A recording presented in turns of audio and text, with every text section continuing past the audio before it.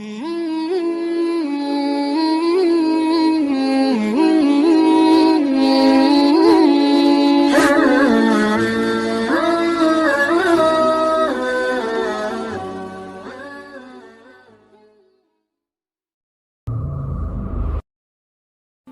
satu surat yang ketika dibacakan oleh Ammar bin Yasir membuat ayah dan ibunya masuk Islam, yaitu surat Ad-Duha.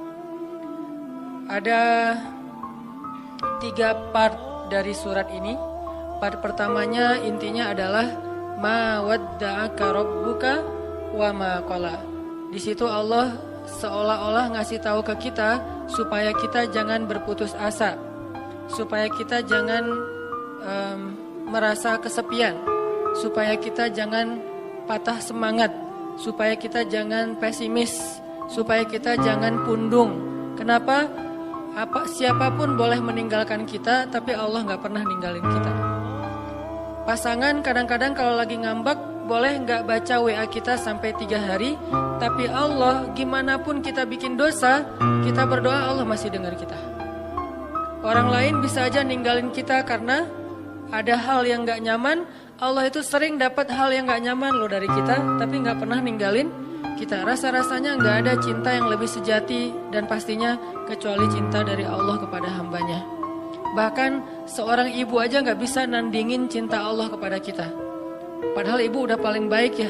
Gak ada lagi orang yang lebih berjasa dalam hidup kita selain ibu kita di antara manusia setelah Rasulullah pastinya. Kecuali ibu kita sendiri yang udah mengandung kita dalam keadaan wahnan ala wahnin, kepayahan demi kepayahan, melahirkan dengan resiko nyawa, menyusui 2 tahun lamanya, membesarkan dengan segala bentuk pengorbanannya. Ternyata itu gak ada apa-apanya dibandingkan dengan cinta dan kasih sayang Allah kepada kita. Ibu kita bisa kecewa walaupun dia sayang banget sama kita. Ibu kita bisa aja marah walaupun dia sayang banget sama kita. Bahkan ibu kita bisa aja bikin kita sedih atau terluka atau kecewa walaupun dia orang yang paling berjasa dalam hidup kita. Tapi Allah enggak. Sehingga Allah bilang ma wadda'aka rabbuka wa ma qala.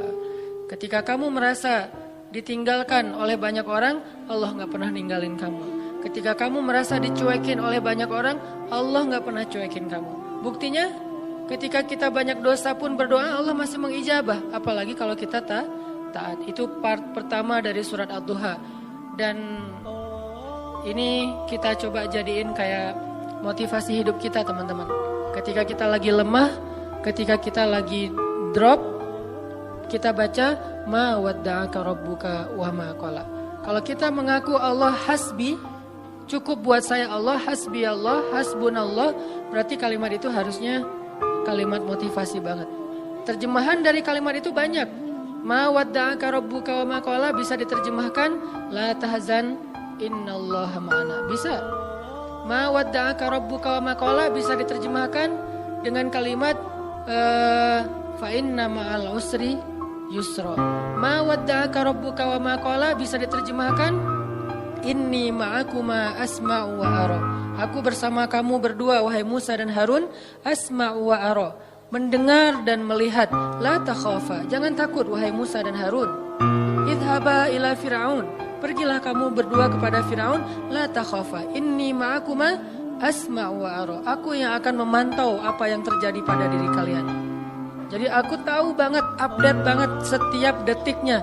Bahkan sebelum terjadi, aku sudah mempersiapkan perisai untuk melindungi kalian. La takhafa, jangan takut.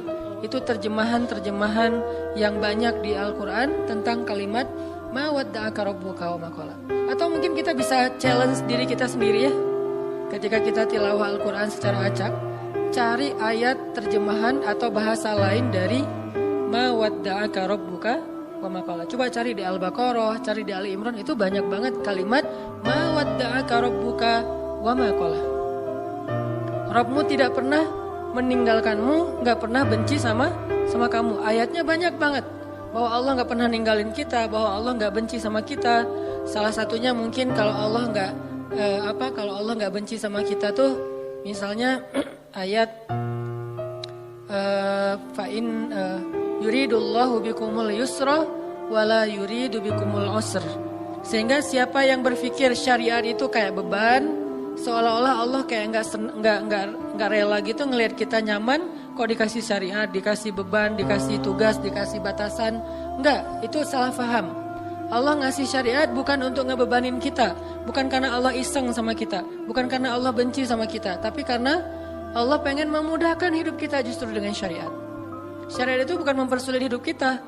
Kalau sebuah negara meninggalkan syariat karena takut sulit kehidupan negara itu, justru kita terjebak dalam wasawis syaitan. Mulailah kita dengan hiruk pikuk, dengan kekacauan gara-gara meninggalkan syariat. Kalau sebuah bangsa, masyarakat, keluarga, pribadi pengen hidupnya lebih mudah, ati Allah wa ati Rasul. Coba ikutin cara Allah, pasti akan jadi mudah. Memang di awalnya kelihatan agak-agak challenging nih. Tapi begitu kita jalanin, yusrun, mudah, semuanya mudah. Siapa yang taat sama Allah, Allah kasih jalan keluar. Ini jalan keluarnya. Siapa yang taat sama Allah, Allah kasih rezeki yang tidak terduga-duga. Ini rezeki yang tidak terduga-duga. Akhirnya ketemu teman orang Bandung yang udah tinggal di sana. Siapa yang taat sama Allah, Allah mudahin urusannya. Jadi mudah kemana-mana digayat. Siapa yang taat sama Allah, Allah gugurkan dosanya. Berharap kayak gitu dan dilipat gandakan pahalanya. Berharap juga kayak gitu. Ini artinya hal sepele gini aja Allah hargain. Karena faman ya'mal mithqala dzarratin khairan yarah. Pasti Allah balas. Ma wadda'aka rabbuka wa ma qala. Jadi Allah itu nggak pernah absen teman-teman, nggak pernah offline, nggak pernah kelewat gitu. Aduh ada yang kelewat nih nggak sempat di like. Kalau kita kan kalau terlalu banyak nge-following, akhirnya udah ketutup ya, ketimpa sama yang baru posting gitu.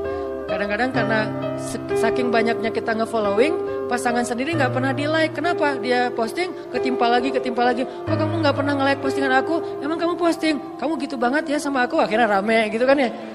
Padahal kita nggak ngelihat, soalnya ketutup sama postingan yang baru-baru. Allah nggak pernah gitu. Allah nge-following semua hambanya, bahkan lebih dekat daripada urat lehernya. Wa huwa ma'akum aina ma kuntum. Bersama dengan kalian, membersamai kalian dimanapun kalian berada. Tapi ketika kita post adegan-adegan kehidupan kita, nggak pernah ada yang ketimpa dan kelewat sama Allah untuk di like, untuk di komen, untuk di repost. Bahkan Umar di repost oleh Allah di Al-Quran kata-katanya. Ini artinya Allah la ta'khudhuhu sinatun wala naum kulla yaumin huwa fi sya'an ma wadda'aka rabbuka wa ma qala. Ini jadi penyemangat teman-teman. Gak usah khawatir untuk taat. Kita bikin dosa aja Allah masih maafin kita. Apalagi taat, Allah pasti akan menghargai kita.